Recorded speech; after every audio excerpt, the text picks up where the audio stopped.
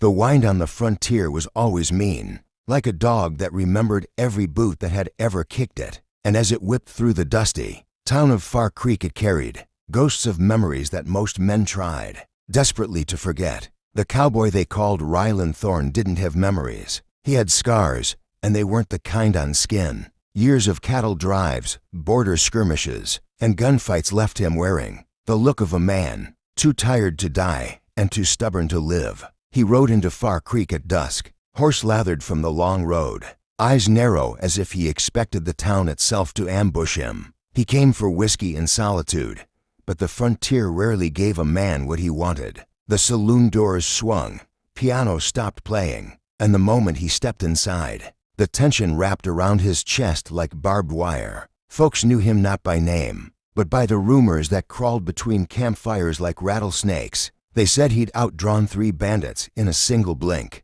put an Apache ambush to shame, and once broke a man's wrist just for touching his hat. But none of that was true, not really. What was true, though, was the way he'd lost everything that mattered back in the Rio Blanco massacre. That night still followed him like a wolf, but tonight was different, and he didn't know why until he saw her, Joanna Marrow, the widow everyone whispered about. She sat alone by the corner window, hair the color of a storm cloud at sunset, eyes deep and glassy like a riverbed after a flood. She wasn't old, nor worn. In fact, she was too young to have already buried a husband. But pain does not check a calendar. She had the look of someone who held grief like a second skin, soft-spoken but carved out by the world. When Rylan's boots stopped near her table, he hadn't meant to linger. He simply couldn't help it. Something about her made the silence burn in his chest. Folks around them watched, curious, because no man had dared talk to Joanna since her husband,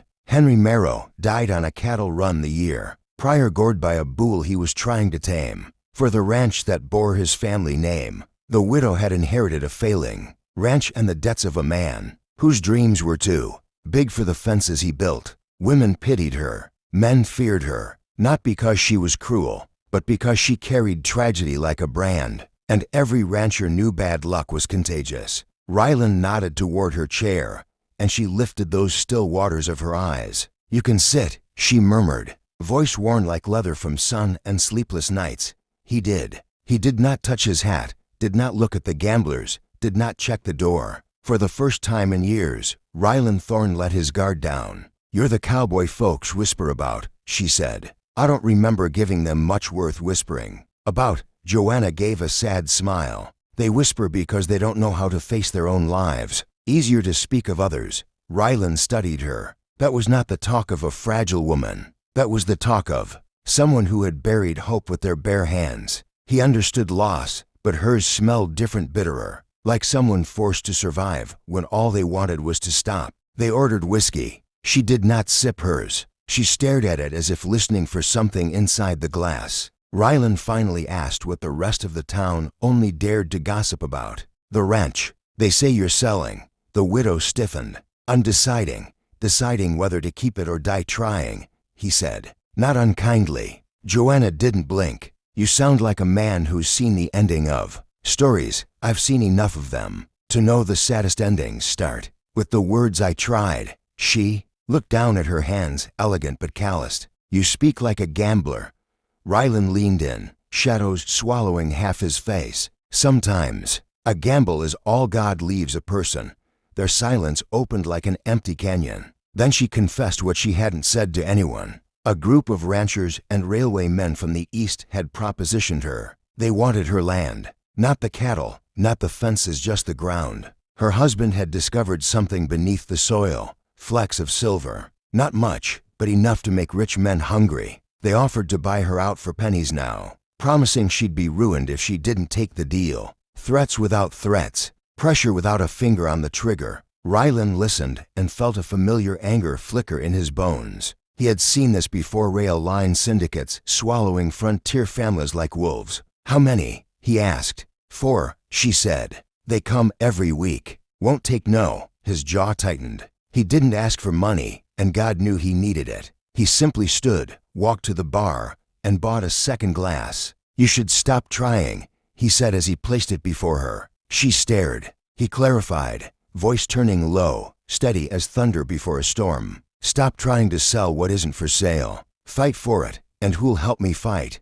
Her eyes burned, wet but too proud for tears. Rylan looked at her like a man staring at a sunrise he never expected to see again. The saloon had quieted so much you could hear the dust settle. Men leaned forward. Women paused mid-step. And that's when he said it, not loud, not drunk, not foolish, but with the conviction of a cowboy who had nothing left to fear. "Widow, I'd give 10 herds for one night in your arms."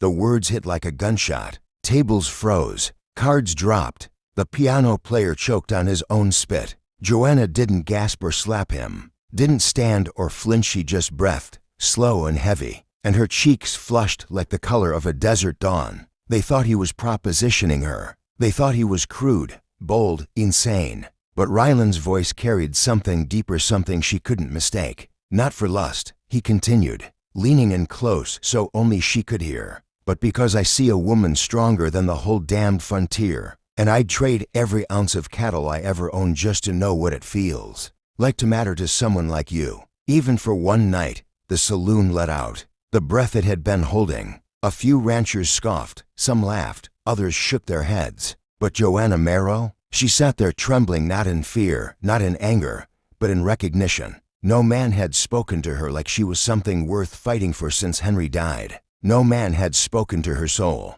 "You're a fool," she whispered. "Probably," he said, "but I ain't wrong." Outside, thunder rolled. A storm crawled across the plains, as if the world itself was listening. And in that moment, the widow did something nobody expected. She reached for her whiskey, downed it in one breath, and said, "If you're serious about fighting, come to the ranch at dawn." By the time he saddled up, every watcher in the saloon knew a fire had been lit. Some would try to snuff it, some would watch it burn, and some would get burned alive trying. Rylan Thorn rode into the storm without looking back, because men who've already lost everything don't fear consequences. They fear only the chance to feel alive again, and Joanna Marrow had given him exactly that. And as lightning split the sky on the horizon, it wasn't God speaking, it was the frontier itself, whispering the same thing every wild soul eventually hears. Some battles aren't about land or cattle or silver, they're about the heart, and the men who dare to risk it all. If you want more powerful Wild West stories filled with emotion, betrayal, honor, and unforgettable characters, subscribe to the Heartland Diaries. Every story is crafted to touch your heart and keep you hooked till the very last word. Saddle up with us. This frontier of storytelling is just beginning.